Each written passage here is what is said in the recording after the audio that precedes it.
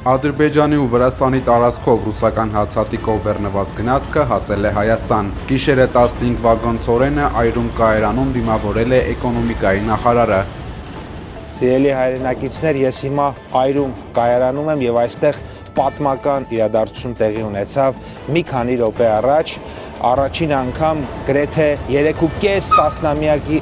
ընդմիջումից հետո երկաթուղային ճանապարհով Ադրբեջանի տարածքով Հայաստան եկավ բեռ, մասնավորապես 15 վագոն բեռ, 1000 տոննա ցորեն, ռուսական ծագման ցորեն եկավ Հայաստան, որը անցել է Ադրբեջանի եւ Վրաստանի տարածքով երկաթուղային ճանապարհով։ Ռուսաստանի տրանսպորտի նախարարությունը հայտնել է, որ մինչև 2026 թվականի հունվարի վերջ Ադրբեջանի ու Վրաստանի տարածքով դեպի Հայաստան կուղարկվի եւս 132 վագոն ցորեն։ При этом мы понимаем. Ռուսաստանի փոխվարչապետ Ալեքսեյ Օվերչուկը շնորհակալություն է հայտնել Հայաստանի եւ Ադրբեջանի փոխվարչապետներին, ինչպես նաեւ վրացական կողմին Հարավային Կովկասի տրանսպորտային կապերի ապաշրջափակման համատեղ աշխատանքի փոխադրումների կազմակերպման համար։